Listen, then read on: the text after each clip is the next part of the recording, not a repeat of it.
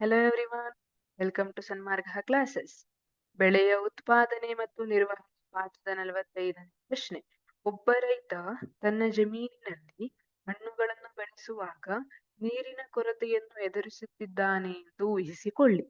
ಈ ಸಮಸ್ಯೆಯನ್ನು ನಿವಾರಿಸಲು ರೈತನಿಗೆ ಸೂಕ್ತ ಪರಿಹಾರಗಳನ್ನು, ಆ ಪರಿಹಾರಗಳ ಅನುಸರಣೆಯಿಂದ ಆಗುವ ಪರಿಣಾಮಗಳ ಸಹಿತ ಸೂಚಿಸಿ. ಆಕ್ಚುಲಿ ಕ್ವಶನ್ ಮಾತ್ರ ದೊಡ್ಡಕ್ಕಿದೆ ಇಲ್ಲಿ, ಬಟ್ ಆನ್ಸರ್ ಸುಲಭವಾಗಿದೆ ನೋಡಿ. ಒಬ್ಬ ರೈತ ತನ್ನ ಜಮೀನಿನಲ್ಲಿ ಹಣ್ಣುಗಳನ್ನು ಬೆಳೆಸುವಾಗ ನೀರಿನ ಕೊರತೆಯನ್ನು ಎದುರಿಸುತ್ತಿದ್ದಾನೆ.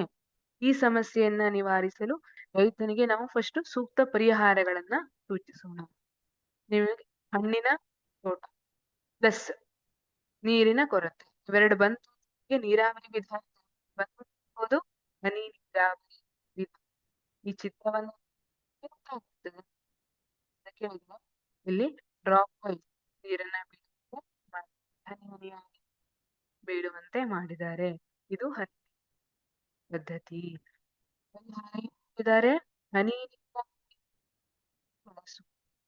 ಹಾಗಿದ್ರೆ ಈ ವಿಧಾನದಲ್ಲಿ ಏನಾಗ್ತದೆ? ಈ ಪದ್ಧತಿಯಲ್ಲಿ ನೀವು ಹನಿ ಹನಿಯಾಗಿ ಬೇರಿನ ಬಳಿ ಬೀಳುವುದರಿಂದ ನೀರಿನ ವ್ಯರ್ಥವಾಗುವಿಕೆ ಕಡಿಮೆ, ನೀರಿನ ಕೊರತೆ ಇರುವ ಪ್ರದೇಶಗಳಿಗೆ ಇದು ಉತ್ತಮ ವಿಧಾನವಾಗಿದೆ. ನೋಡಿ, ನೀರು ಕಡಿಮೆ ಇದೆ ಅಂತ ನೀರನ್ನ ಆದಷ್ಟು ನಾವು ಉತ್ತಮವಾಗಿ ಉಪಯೋಗಿಸಿಕೊಳ್ಳಿಕ್ಕೆ ಹಾಗೂ ಕಡಿಮೆ ಪ್ರಮಾಣದಲ್ಲಿ ಪ್ರಯೋಜನಕಾರಿಯಾಗಿ ಉಪಯೋಗಿಸಿಕೊಳ್ಳುವಂತದ್ದು ಬಹಳ ಮುಖ್ಯವಾಗಿರ್ತದೆ. ಹಾಗಾಗಿ ಈ ಹನಿ ನೀರಾವರಿ ವ್ಯವಸ್ಥೆಯಲ್ಲಿ ನೀರು ಹನಿ ಹನಿಯಾಗಿ ನೀರಿನ ಬಳಿಯೇ ಬೀಳುವುದರಿಂದ ಇಲ್ಲಿ ನೀರಿನ ವ್ಯರ್ಥವಾಗುವಿಕೆ ಕಡಿಮೆ ಆಗ್ತದೆ. ನಾವು ಕಡಿಮೆ ನೀರನ್ನು ಬಹಳ ಪ್ರಯೋಜನಕಾರಿಯಾಗಿ ಬಳಸಿಕೊಳ್ಳಬಹುದು.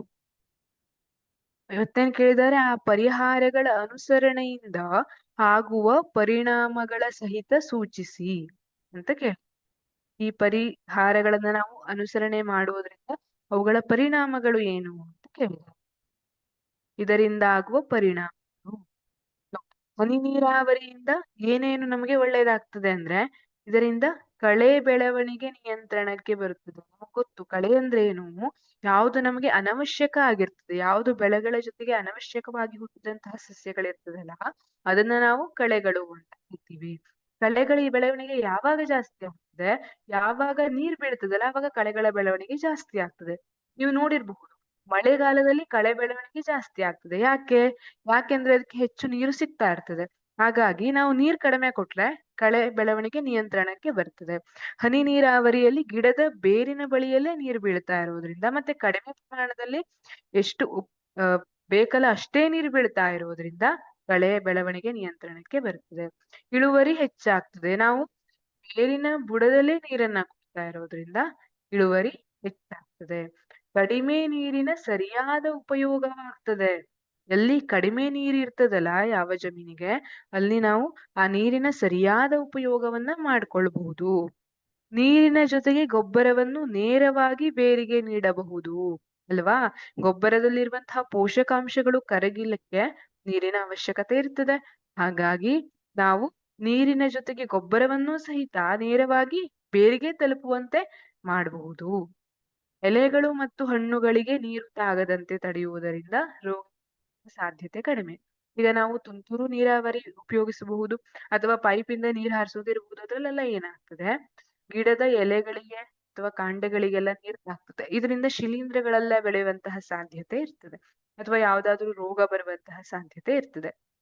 ಆದ್ರೆ ಹನಿ ನೀರಾವರಿ ಪದ್ಧತಿಯಲ್ಲಿ ಏನಾಗ್ತದೆ, ಎಲೆಗಳು ಹಣ್ಣುಗಳಿಗೆ ಕಾಂಡಗಳಿಗೆಲ್ಲ ನೀರ್ ತಾಗದೆ ಇರೋದ್ರಿಂದ ಯಾವುದೇ ರೋಗಗಳು ಬರುವಂತಹ ಸಾಧ್ಯತೆ ಕಡಿಮೆ ಆಗಿರ್ತದೆ.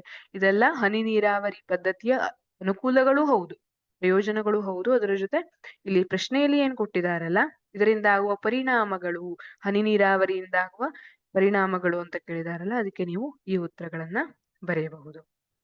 Thank you.